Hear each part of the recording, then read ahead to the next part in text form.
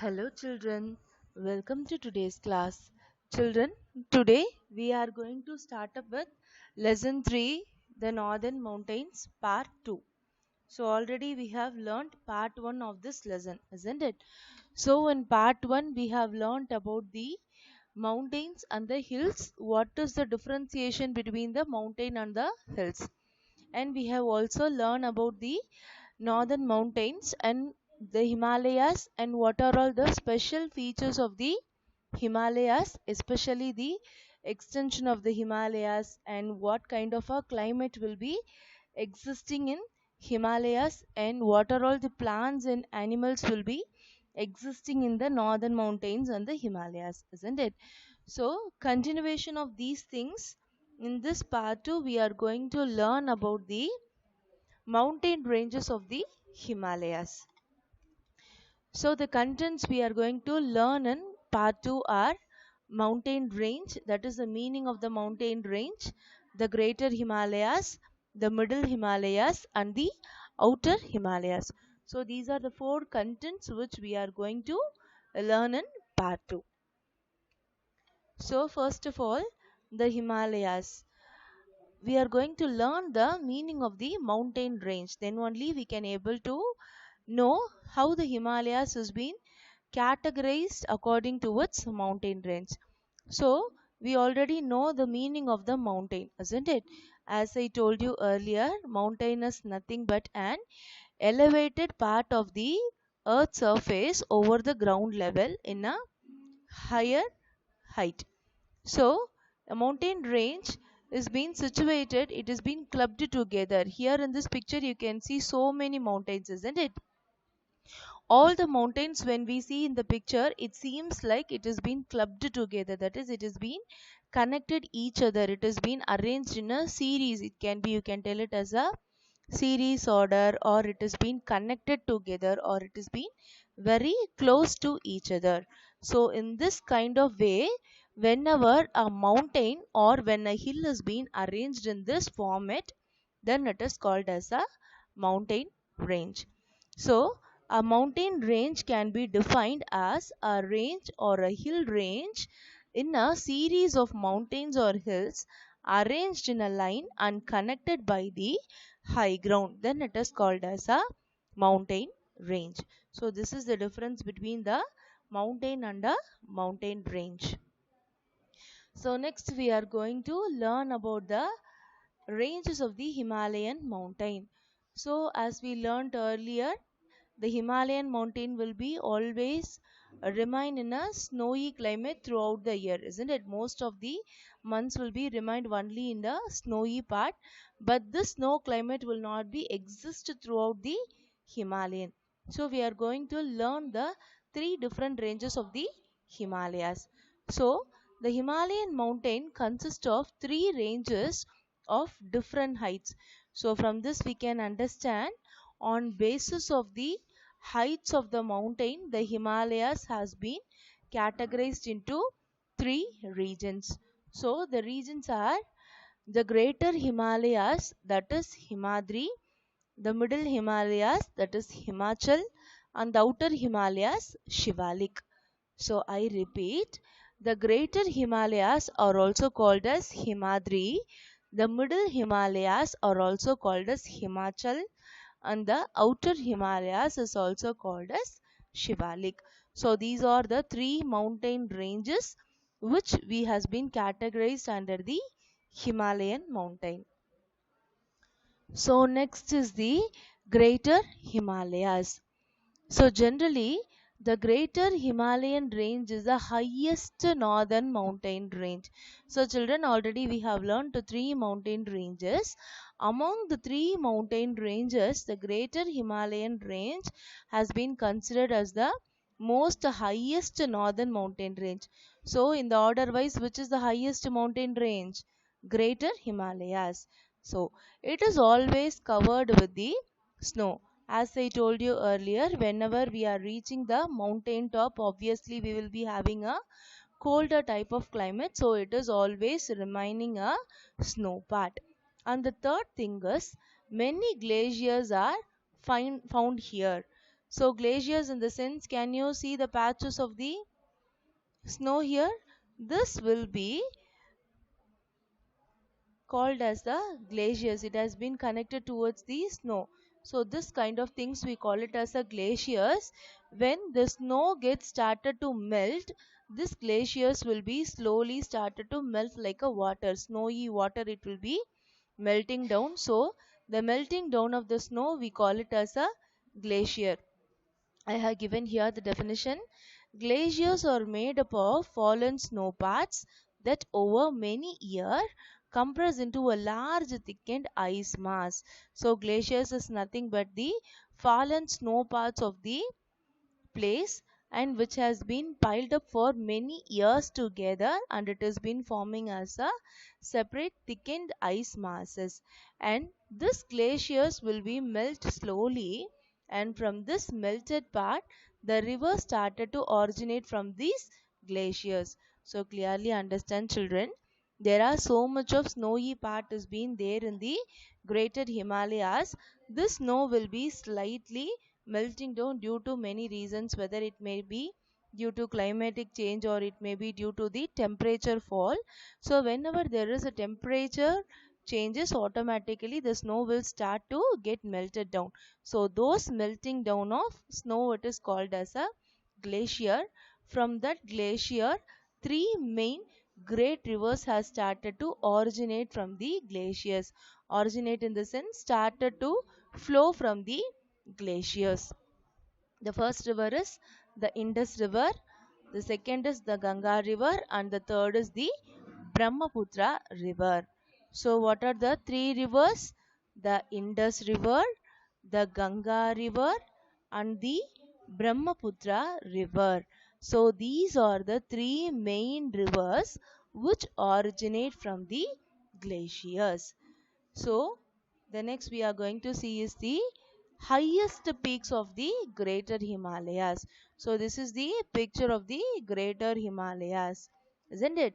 So, in this greater Himalayas, there will be so many peaks in the greater Himalayas, and this comparatively Kanchenjunga and the Annapurna are the highest peaks in the greater Himalayas. So what are the two highest peaks of greater Himalayas? The Kanchenjunga and the Annapurna. These are the two highest peaks in the greater Himalayas. So children, once again I will recap you. The greater Himalayas is the highest northern mountain range. It will be always covered with the snow. Because of this snow, due to temperature difference, the snow will start to melt slowly, and those melting snow you will be calling as a glacier. Glaciers from this three great rivers has been started to flow down. First is the Indus River, Ganga River, and the Brahmaputra River. And the greater Himalayas is having two highest peaks. One is the Kanchenjunga and the other one is the Annapurna. So this is what the greater Himalayas. So next we are going to learn about the middle Himalayas. So children, can you see a picture variation between the middle Himalayas and the greater Himalayas? There is a picture difference, isn't it? What you can able to differ from this? The greater Himalayas is being completely covered with the snow, and the second is you can't able to see any trees, and you can't able to find any agriculture area, and you can't find any houses and huts, isn't it? But see in this picture, you can able to see a small houses here. Can you able to watch here? Yes, small houses are there, mountains are there, green shrubs are there, trees are there. It's like a pleasant valley, isn't it? And here also see the climate. The snow valley is being seen here, but here you can't able to see any snow patches, and pathway is here. You can able to notice few houses and landforms here, isn't it? So this is the first difference between the greater Himalayas and the middle Himalayas. First difference is the temperature and the climate will not be same in the greater Himalayas and the middle Himalayas. What is the temperature difference in the sense? The greater Himalayas will be always remain snowy in the year. Throughout the year there will be only snow. But in the middle Himalayas, the temperature, that is the climate, will not be very high. It will not be very sunny, or it will not be very chill in nature. So it is not so high, or it is not been in a freezing temperature. So this is the first difference in the middle Himalayas. And the next is, the mountain slopes are covered with thick forest. Can you see the forest here? Many plants and many trees has been covered in the slope area of the mountain. Slope area in the sense nothing but this area only. It has been slightly getting down like a circle, isn't it? So this is, we call it as a mountain slopes. So these slopes are covered with thick forest of different varieties like pine tree, oak tree, fir tree and deodar tree. So these are all the names of the trees. Once again I will tell you: pine tree, oak tree, fir tree and deodar tree. So these are the major trees which you can able to notice in the middle Himalayas. So this is the picture of the Darjeeling hill station, children. This is the Darjeeling hill station, which we can be note down as an important tourist place because of the climate. So this is the peak of the Darjeeling station, and this is one of the peak of the middle Himalayas. And the next is, many hill stations can be noted in this middle Himalayas. We can't able to see any places here as the tourist attraction. Can you able to go as a tourist place for this greater Himalayas? No, isn't it? Because of its climate. But see the climate of the middle Himalayas. It is very cool and chill. Apart from that, it just looks like a very pleasant place, isn't it? So during our summer vacation, we will be planning for these kind of hill stations. So these places are called as hill stations, and many hill stations were situated in the middle Himalayas, and the name of the hill stations are Shimla, Kulu, Mussoorie, Nainital and Darjeeling. So what are the hill stations? Shimla, Kulu, Mussoorie, Nainital and Darjeeling. So as I told you, this is a pic of the Darjeeling. So like this only the remaining hill stations also will be. It is very pleasant, isn't it? It is very greeny and it is very pleasant in nature. So this is why it has been sustained as a hill station. And the next thing is, terrace farming is commonly seen in the slopes of the mountain region, and the terrace farming is carried out on the slopes of the mountain. Can you see the slopes here? It is in a height and it is slowly decreasing in the height wise, isn't it? So this is, we call this curve, we call it as a slope of the mountain. So in a flat region, for our agriculture, for our food, we will be doing agriculture, isn't it?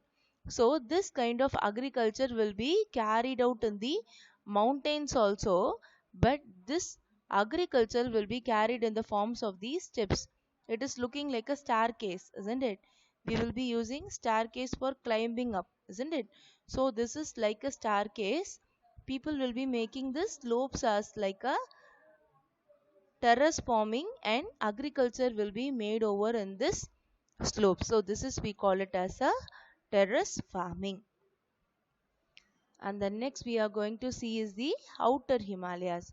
So see the third picture. From this picture it is little bit. Greater Himalayas is different.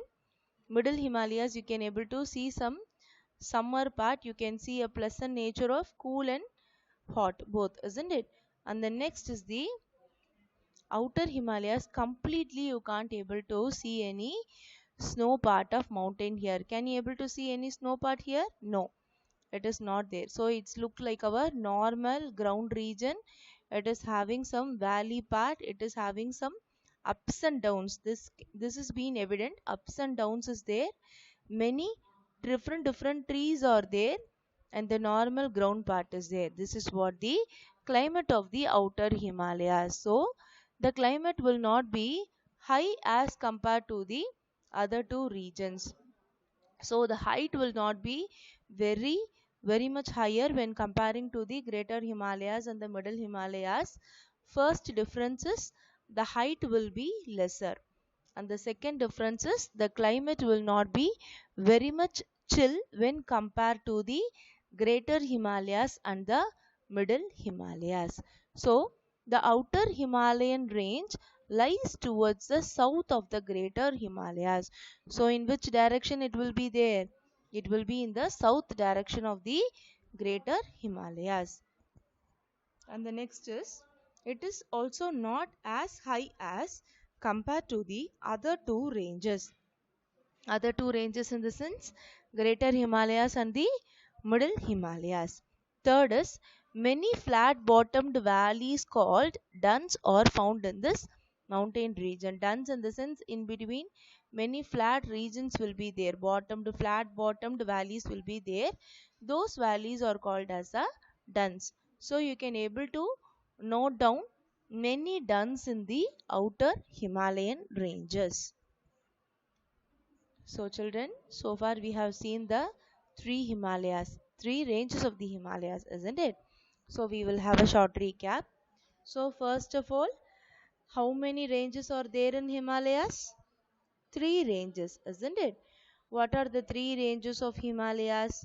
The greater Himalayas, the middle Himalayas, and the outer Himalayas. What is the other name of greater Himalayas? Himadri. What is the other name of middle Himalayas? Himachal. What is the other name of outer Himalayas? Shivalik, isn't it? So next we have started with the greater Himalayas.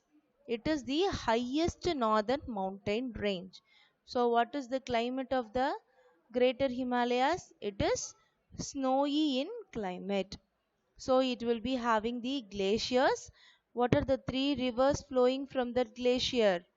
The Indus, the Ganga river, and the Brahmaputra river. And the next is the highest peaks of the greater Himalayas. What are the two highest peaks of the greater Himalayas? The Kanchenjunga and the Annapurna. So these are the two highest peaks in the greater Himalayas. And the next is the middle Himalayas. The middle Himalayan, we saw the difference between the temperature and the climate.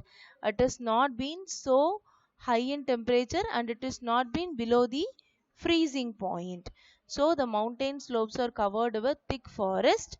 I have told the trees name: pine tree, oak tree, fir tree, and the deodar trees. So these are the trees which you can able to see in the slopes of the mountain region.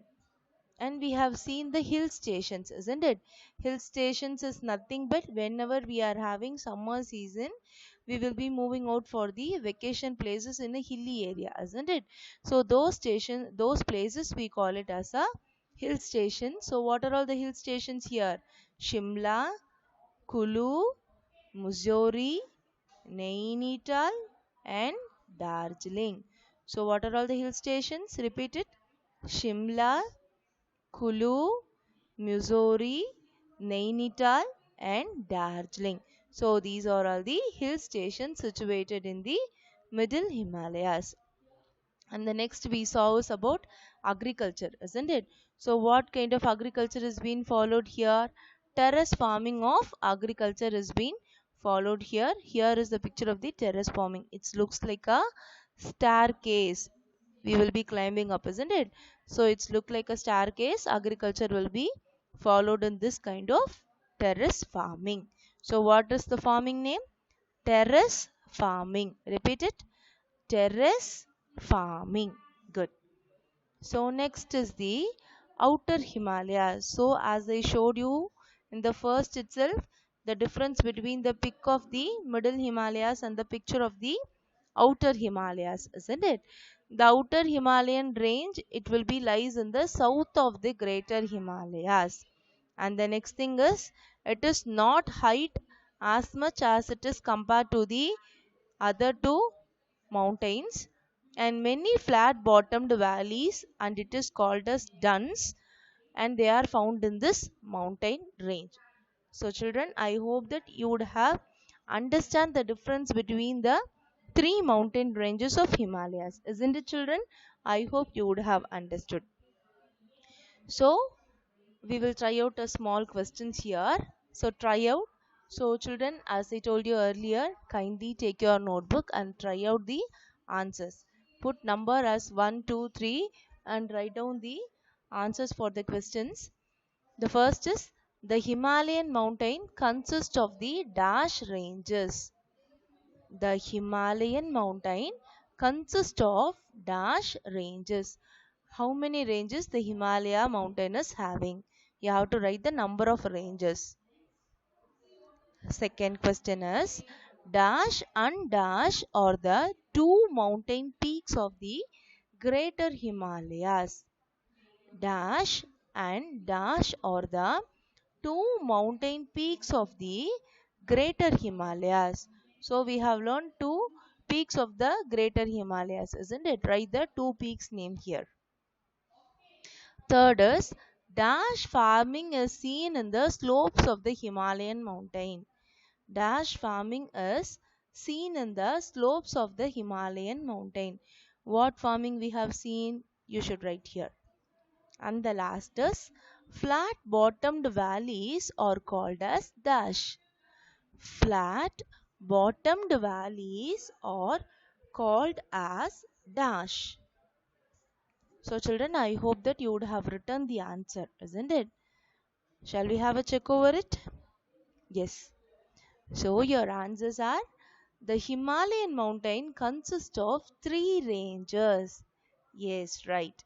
Second is, Kanchenjunga and Annapurna are the two mountain peaks of the Himalayas.